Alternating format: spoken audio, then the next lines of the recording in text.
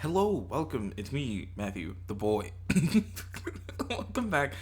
Back? What? This is a new episode. It's stupid. Welcome to episode 29 of the What a Thought podcast, where apparently I can't do an intro to save my life. Uh, got some interesting topics, some interesting things. I almost hit 3 pages again. There's a lot of movies on here. Uh, and by that I mean there's like maybe 3, and then one massive television show. So we're not gonna start with the one that has to do with the title yet. We'll get to that.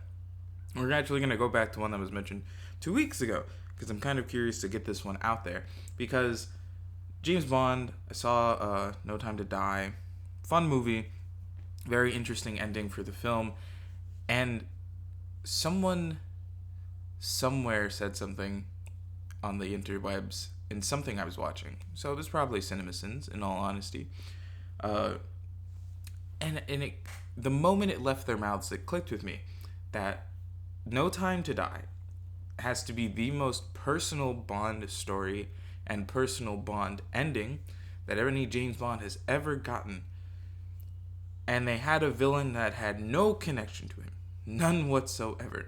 Not at all. And I think that's why that villain is so weak. I can't even remember his name.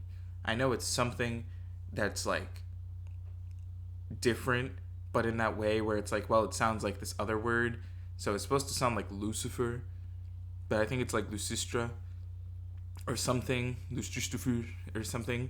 I don't know. I'm not gonna go Google it because I don't really care about that villain. I like Rami Malek. I think he's a very talented actor. I'm gonna eventually get around to Mr. Robot because I would really like to watch Mr. Robot.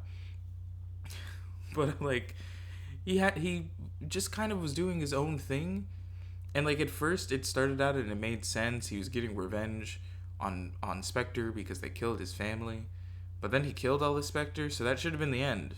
That should have been the end of his tale. And then he just went into like, ha ha ha, I'm gonna kill the world. And it was like, okay, but what does this have to do with James Bond?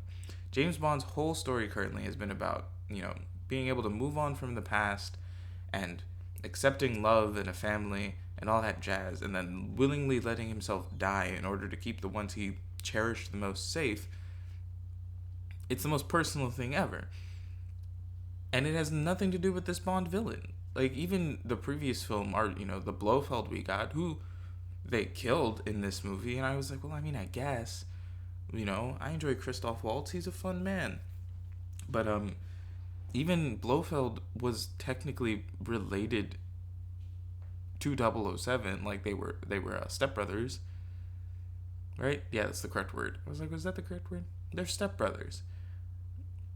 That's significantly more personal of a connection between James Bond and his villain than anything we got in No Time to Die, and I think that's why it kind of falters a bit, is because other than just trying to save the world, there's no other reason for him to interact with this villain. Like, this villain really doesn't need to interact with Bond. In fact, I don't think they ever intended to interact. If Bond wasn't called in by the CIA to like help, it would have been fine.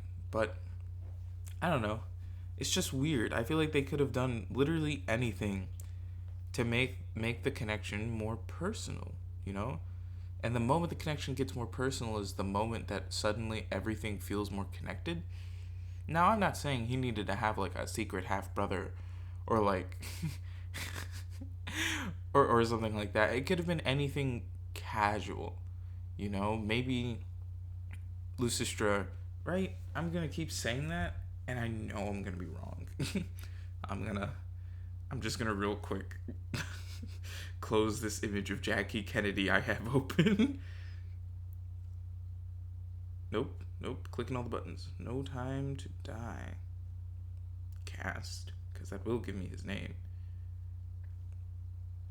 Unless I go to IMDb. I forget Safin was part of his name. Oh yeah, it's like Lucifer Safin. Because then it sounds like Lucifer. Get it? We're so funny and clever, aren't we? Aren't we, James Bond writers? Wow, very clever. But like, if you had literally done anything else that connected it, it might have felt a little more like a proper circle and not like a Pac-Man face. Because like, what's the thing my brain is thinking of that I just blanked on? So his whole thing is that he's killing Spectre, right? He's killing Spectre because they came and murdered his family with poison, and he survived it, but it messed up his face, and that's why he looks like that the whole movie. But it easily could have been like his family wasn't the target, and James Bond was involved or something. Except that wouldn't make sense because Lucifer Safin is like 40, right? He's like 40 years old because he's a young adult when he goes after the what's her name, Madeline. When he goes after Madeline's family, he has to be a young adult because then he reappears when she's a young adult, which would mean at least 15 to 25 years, somewhere in there. Let's say she was a teen, so at least somewhere between 15 to 20 years, right? So I would put him in his like 40s, maybe his late 30s, early 40s. He's a 40-year-old man. I guess there's nothing we could have done to make Bond involved in this situation, but we could have done something, anything. Even if we're going to go with the idea that the 007/James Bond moniker is passed on to people, it could have been a previous Bond's fault. Unless he despises all Bond, everyone who does the things to garner that title, because all the Bonds are exactly the same. Not going to talk about that here, but they are. You know?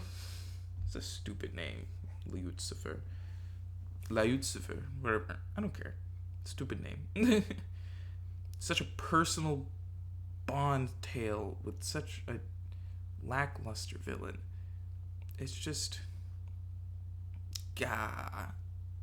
Whatever. Anywho, moving on. Netflix. Ayo, Netflix. We're talking about you real quick. Hey, if you haven't seen it, some spoilers ahead for both Season 3 of Umbrella Academy and Season 4 of Stranger Things. I don't know, skip ahead or something. Anywho, budgeting. I'm going to talk about budgeting real quick. CGI has become a very large staple of a lot of mainstream media, both film, television, music videos occasionally, although that's the worst kind. And most of the times it looks kind of good. We do a good job with it occasionally, and then other times it's not the best. It's not, and we kind of have to accept that. But there's something really weird about how Netflix is doing budgeting for such major projects on the channel. Not the channel. Wow, on the platform, like their streaming service. And the two examples I'm using, if you couldn't tell, are Umbrella Academy and then Stranger Things Season 4. Now, if you've seen Stranger Things, you know the budget it's getting is out the wazoo. It's so large, it's so wild, and because of that, they get to create some very, like, spectacular effects that are pleasing to the eye, and everyone likes to watch them. Every different form of demi whatever that we get, whether it's the Demogorgon, the Demodog, the Demibats, you know, the shadow monster, no, the smoke monster. I was like, what do we call it? The smoke monster, whether it's in smoke form or when it gets its little gelatinous body in Season 3 made out of rats and many people.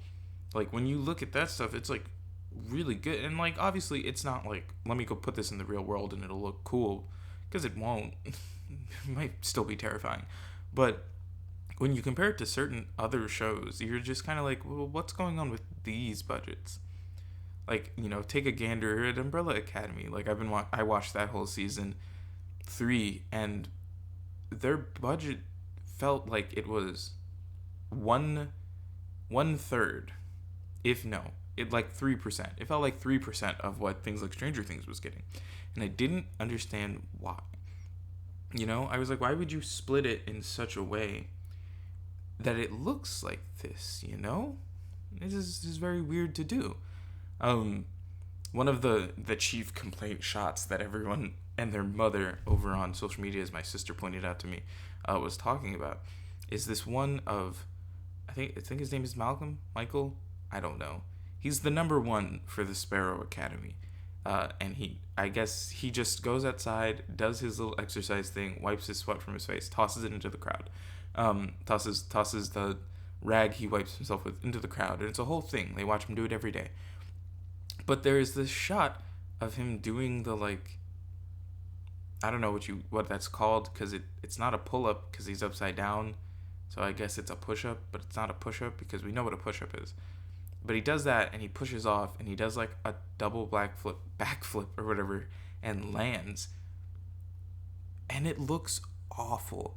It's the worst visual anything I've ever seen, and I don't understand why. And it happened so early on. So early on in the season, and it's so garbage. And especially compared to some of the other effects we see throughout the season, like some of them are really good. Like Faye and her birds looks great every time. So I do not understand why he looked like that. And I don't even want to get started on Victor's wig, because I know it's a wig. The whole world knows it was a wig, and it wasn't a good one. They really got a wig that looked like a wig, and it's bad. It's really bad. I just don't get it. But Pogo was back, so that was nice. But then you look at Stranger Things. Sorry, we're gonna go back now. You look at Stranger Things, and you're like, this CGI is top-notch, spectacular. The Duffer Brothers are knocking it out of the park again. They're just doing what they do, and it's like, why did we accept bad CGI in some things and not others? Because I know for a fact, if anything, to the CGI quality of that little flip that Buddy does in Umbrella Academy, and also that bad wig, was to pop up in Stranger Things, wouldn't be the same. No one would be having it. Not a single soul. In fact, I can do another comparison real quick. So, Millie Bobby Brown, she plays 11. As if you've seen it, you know, they shave her head again in the show, but not in real life. They did a whole thing, because I think they do it in a different season as well. I just cannot remember off the top of my head, or maybe it's this one. But they shave her head again, and they don't actually do that. They do a whole... Oh, they did it in season 2 as well. It's a whole, like, painstakingly done CG, like, image that is applied to her head, like computer generatedly applied, to look like she's got the bald head. And it's amazing. It is a great effect. Like, it is almost seamless to the point that you would just think they shaved this poor girl's head again, since that is what they did for the first season. And it's like, well, now hold on. If we can do something that great, why did we give Victor this shitty wig? We've seen that apparently you have the budget, Netflix, to willingly pay the correct VFX artist to CG off a whole head of hair and make it look 100% natural. So why couldn't we CG on a head of hair and make it look correct and not like the world's worst wig? What was that about? What is your budgeting? What is happening?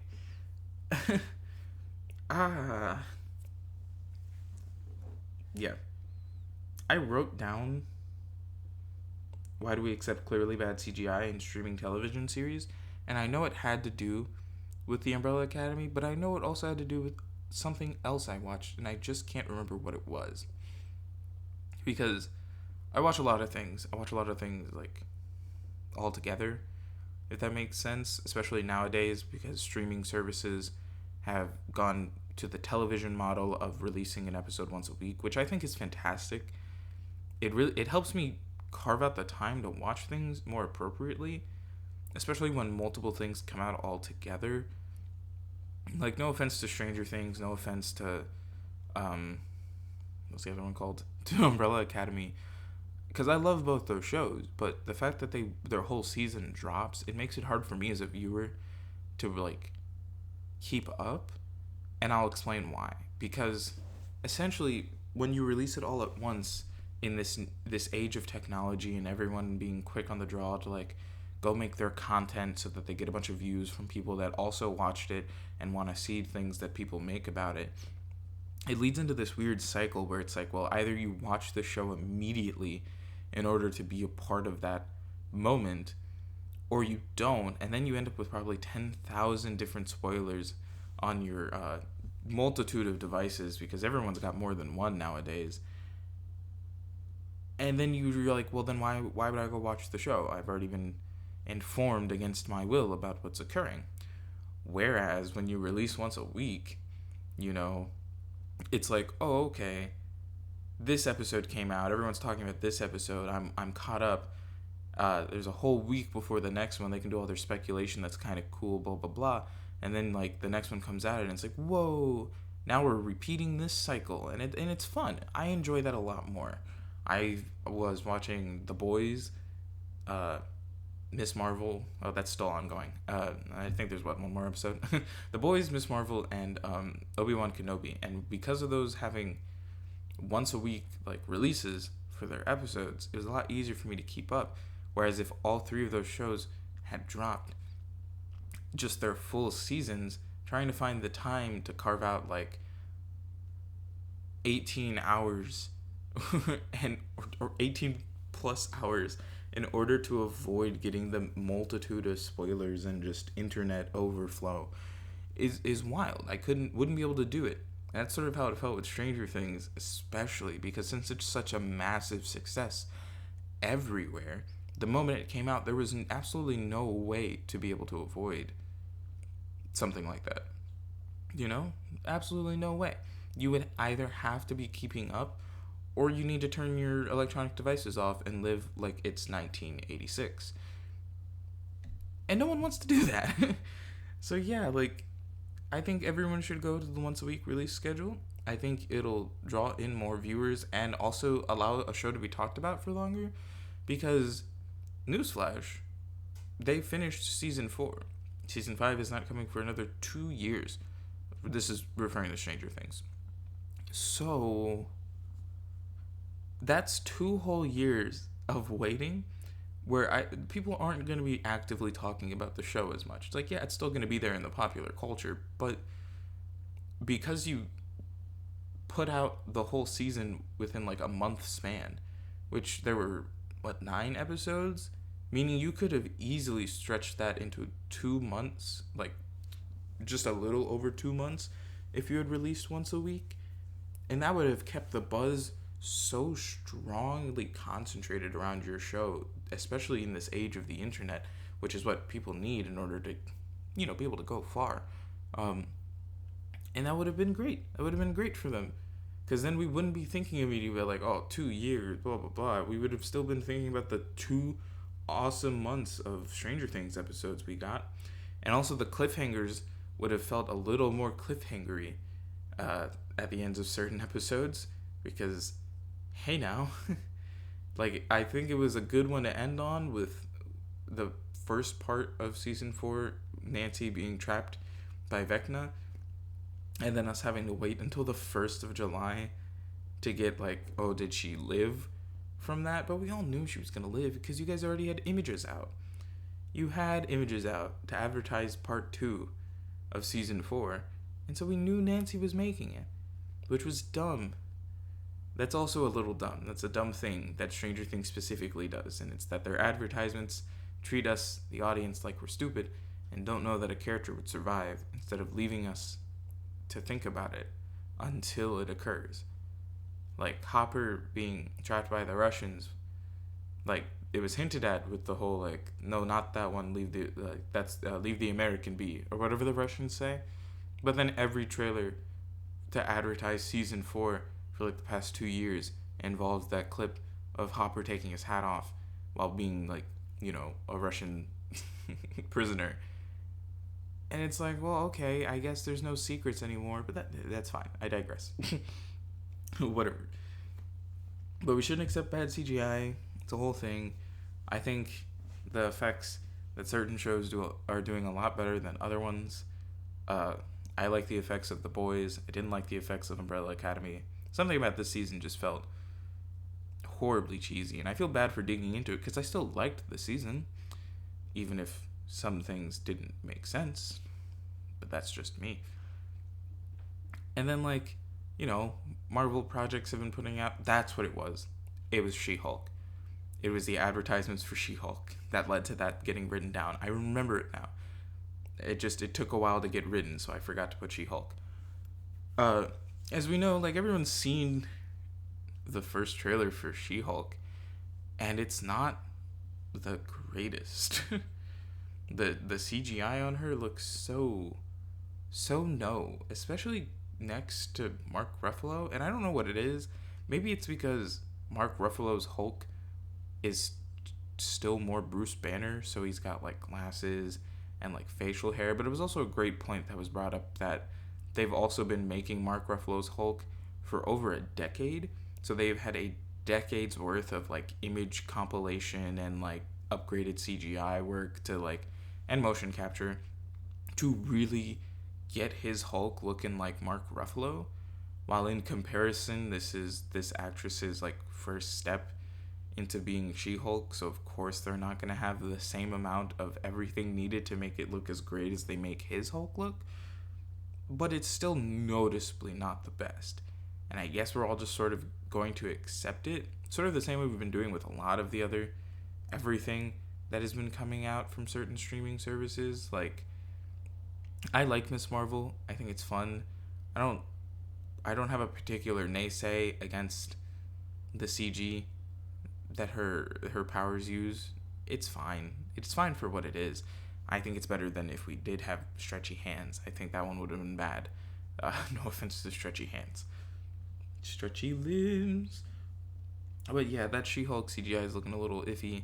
And I feel like we've been going in this weird, I don't know, this weird backwards, oops, didn't mean to hit that. That was my headset. Weird backwards, like, look about CGI where we're making everything very sleek. Like, sleek and fitting. And it's like, this doesn't look as good. Another superhero example is definitely the OG Iron Man armor from the first Iron Man, which does look like a practically built suit that they've put on a person. And I did for a while think it was a practically built suit that they just, got shots of on his green screen like they needed to and then like composited it in, just to learn that it was essentially a fully CGI like item. I think the only thing that wasn't was like the top half or something. Like it's the top half isn't CGI and then the bottom half is. Anyways, and then you look at like the last models of Iron Man's suit, like the nano suit. Dude, it looks like a CGI creation, and that's not fun. I don't think that's good. But, we'll see what the world holds when it comes to these things later on. But until then, we're just gonna keep chugging. Keep on chugging. And now we're chugging on into Love and Thunder. My name is Korg, and as you can see, I'm made of rocks. Now I've got a story for you. That was the worst impression I've ever done. But Love and Thunder, so that came out this past weekend. I got to catch it yesterday. Originally, I was going to record after seeing it, but by the time I got home, I was very tired. So this is being recorded day of upload, and that's a terrifying thing to do, but I digress. We are here. So anyways, Love and Thunder came out, and I've just got to say, it's a fun movie. It is a fun movie. And I know some people were probably going into it being like, oh, yep, here we go, another Thor movie, yada, yada, yada. What's it gonna bring? It's Thor. And I think it brought a fun time. Now, Thor has been a very weird character for the MCU. I've seen everything except for Thor: The Dark World because I can't bring myself to watch it. I learned what I needed to learn. We had a Loki death fake out. One of the stones was in Jane, and we had one of the doctors from Doctor Who as the villain. Woohoo. What is that? We've gotten all three of the main new ones. Woohoo as villains. I mean, did we? We did. Yep, because we had Matt Smith in Morbius. We had this one. Was it Christopher Eccleston? We had Christopher Eccleston in Thor: The Dark World. We had David Tennant for Jessica Jones. And now all we need is Peter Capaldi. He was a villain for the Suicide Squad, but all we need is him over here in the MCU, and we'll have them all. But as we all know, Thor has been a very weird portion of the MCU franchise, because when he started, it was like, okay, yeah, here's Thor, and it's quite a boring movie. I don't know if anyone's gone back to watch that movie, but it's so boring. And then Thor: The Dark World is even more boring than that. It was actually awful. I don't think anyone liked that movie. I think the only movie liked less than Thor: The Dark World might still be Captain Marvel, which is a bit understandable. They did some things that pissed off some people. No, it's not because the lead was a woman. It's that she was boring. She was just very boring. She could have had some emotions, but she was very, very boring. And that was what was upsetting about that movie. That and the fact that they made it so that Nick Fury lost his eye to an alien cat. Which is so dumb.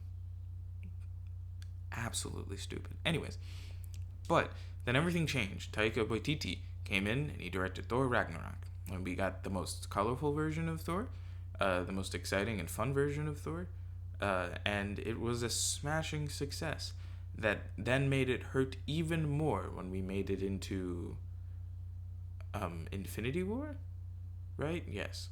When we made it into Infinity War, which immediately started up where that movie ended, and boy did it hurt. Sure did. And then we get to Love and Thunder. Now, Love and Thunder is again directed by Taika Waititi, which is fun because I feel like most of these movies, they get a different director when you go from movie to movie, you know, outside of the Spider-Man ones, which have all been, was it John Watts? Good on him. But we got even more color. We got to see a lot more of the God side of the MCU, which was interesting. Oh, spoilers, I guess, in case you haven't seen it yet. I'm gonna toss that out. I don't know what I'm gonna mention. That might actually be a spoiler, but I think we had a very intriguing villain in Gore the God Butcher, which is saying a lot because the MCU has introduced a new villain like every movie. Every movie we get a new villain. I still think currently nothing will top the Green Goblin of No Way Home, who was just a menace to be a menace, and I think that's fucking amazing. That shit was hilarious and also terrifying. And the amount of damage that he caused is so high. Like, it's up here. Like, it's up here in the sky. He caused so much damage. But anywho, like, Gore the God Butcher was a very entertaining villain. It was like a little 5-minute span of getting to know why he was doing what he was doing, and I think it was a little justified. Granted, the sword that he's using is cursed, so it's like killing him while he goes out and murders all the gods. But to see a man spend his whole life like worshiping a god and have that god just straight up be the worst human being you've ever met, and then him lose his daughter who also worshipped that god in the name of that god, and it'd be a whole thing. I was like, okay, yeah, he's a little justified in killing these gods. Some of them are terrible. And by some of them, I mean all of them. Because we even meet Zeus later, played by Russell Crowe himself, the gladiator himself, which I think is hilarious. That is the funniest thing I've ever seen. Why is he Italian? Tell me why he's Italian. Why is Zeus Italian? That was so wild. Like, he came out, he was doing his introduction, and then he started to talk, and I was like, that man is Italian. Why? But anywho, yeah, like, Gore's whole mission was very, like it made sense. I'm a little disheartened that he apparently only made it through, like, small gods. It would have been fun if he had taken out a couple of the big ones. The whole time with the Zeus thing, I kind of expected that he might, like, pop up and kill Zeus, which would have been insane, but I would have been here for it. But it is what it is. But the color palette, fantastic. There's a whole, I'm gonna call it like the Sin City sequence. If you know the Sin City color palette, it's black and white with a couple of things that like pop in color, and I think that was probably the most visually pleasing sequence, in my personal opinion. They land on, I forget what the rock is called. They're on some rock, but they land on it, and they're heading towards, like, I think it's, nope, don't remember. I don't remember where they're heading, but wherever they're heading, it like drains the color from everything. So like it drains all of the color out, and so there's only a few things that still pop with color, and that was Zeus's lightning bolt that they stole from Zeus. It popped out in gold. The lightning from Mighty Thor and Thor uh, were blue, obviously. So like that had its color to it, and so I thought that that was incredibly dope. I thought that was a beautifully shot sequence. I enjoyed the fighting. I don't know what it was, but it was nice to kind of. I don't want to say see sword fights because only Gore had a sword, but every fight that he had with them kind of turned into its own sort of sword fight, which was a nice change of pace from the like let's throw these CGI creations of the actors into the sky and like have them blast lightning at each other or like tumble through buildings and all that jazz. It was very different, but in a good way. I think that was the correct way to go about it. I think having like up close personal fights take place was very, very nice. Um, I know one of the plot points throughout the movie was Jane Foster and her cancer. I think that was handled surprisingly well for a point that it is a thing in the comics, but for it to be introduced in this movie, I felt like it was very well done. I enjoyed it. I of course we love Chris Hemsworth. It's fantastic. It was funny to see his brother back again, and somehow a larger role of continuing to be a playman of Asgard, alongside Matt Damon. Just Matt Damon just there again. And I think that's so funny. Like, why are you both here again? Making another play? Is that Melissa McCarthy? Oh god, it was so beautifully done.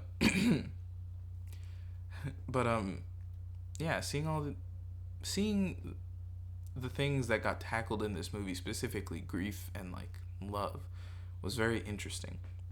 And I think one of the great points that was made technically at the beginning by Star-Lord and then brought up again by Thor later when he is conversing with Jane and trying to reconfess his feelings to her, is the fact that it is better to feel shitty about a love lost than to not feel anything.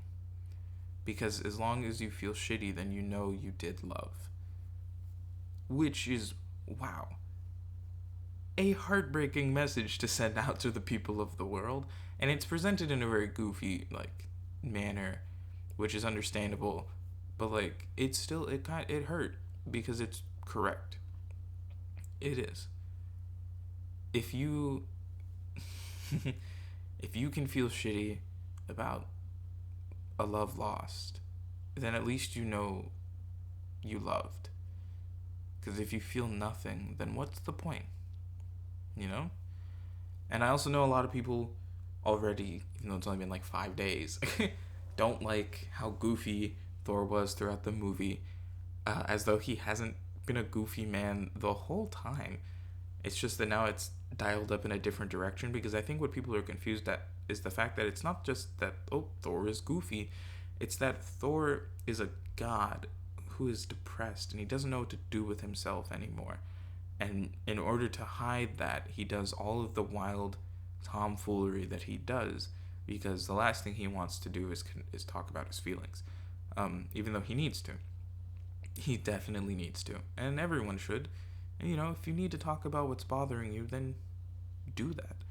You know, it can be difficult, it can be hard, but you should. And I think the way that Taika Waititi acknowledges that with all the characters, with how Thor feels over Jane, how Jane has felt with the cancer, even when they talk about Valkyrie losing her own love, you know, back in Valkyrie times, the way that Gore comes at her about it is like, you know, you too are like me, you were betrayed by the gods, you know, when your loved lay dying, I'm sure you called out to them and they did nothing. And I was like, whoa, wow, you don't need to come at her that hard, man. Cheesy Pete's.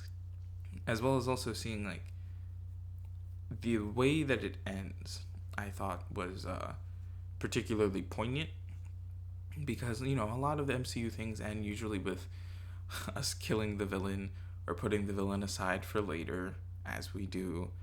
Like, What's the last MCU? Doctor Strange in Multiverse of Madness. Our villain was technically Wanda, and according to how the image looks, Wanda is dead. I don't think she is, but Wanda is dead. Or in Eternals, we killed off the thingy. I forget what it is. The Celestial that was trying to be born, and then Icarus killed himself, and whatnot. And over in what is this thing called? Over in Miss Marvel, we just killed off one half of the villain set, and now there's the other half to deal with. And so we do a lot of killing villains, just kind of through like murderous tactics. Miss Marvel didn't kill her villain, but technically she did. But in this one, to kind of see them get to that point of like reconciling with their grief and wanting and acknowledging that it's not revenge you want, it's it's love. And not just like, oh, you want love, but like you want the love you had back. And it's the whole thing that Thor has been dealing with the whole movie, and it's exactly why Gore goes on his little rampage thing, is because of his daughter.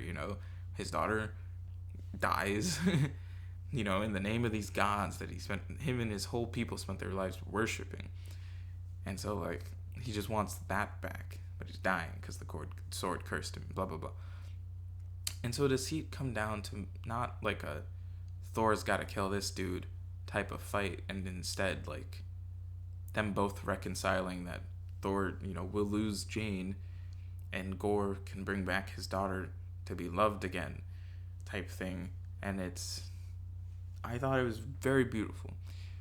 Again, it's still an MCU movie, okay? This isn't no Licorice Pizza, all right? This is no, this is no Lady Bird. It's an MCU movie, but it's a very self-contained, well-meaning, and at points visually beautiful MCU movie. And I like that. I thought that was very enjoyable. And ironically, thinking about the not actually having to fight to the death to end the villain type thing has reminded me of the other movie I watched from not the MCU, but from the Marvel extended universe of movies, the Sony universe. I saw Morbius. And I'm just going to talk on that briefly because, hey, it's not that bad. It's very short. It's very quick. Dr. Michael Morbius really thinks he doesn't murder anyone, even though he killed everyone on the boat. Like, that was him. That's what they started searching for him for, was for those murders. It just so happens another one occurs that isn't him. But anyways. It's a bad, fun movie that isn't nearly as bad as everyone was making it out to seem. It is indeed Morbin time. And it's only bad once the end credit scenes start to occur. Why is the Vulture in his world? That doesn't make any sense. Especially because it's apparently the Vulture from the other world. Like, it's I forget his real name. All my brain can think of is Michael Keaton, and that is not the name of the character. It's like Graves. It's like something Graves, isn't it? Or Tomb. No. I don't remember the human name of Vulture. But he's for some reason in the Morbius universe, which is the same one as Venom. He's in the Venom universe, the Venomverse, which they still don't have a Spider-Man. So I don't understand why he what they're gonna do. I'm so confused. It doesn't make sense. How did he build his suit? There's no aliens in that universe. There was no Chitauri to make his suit out of their stuff like he did. I'm so lost.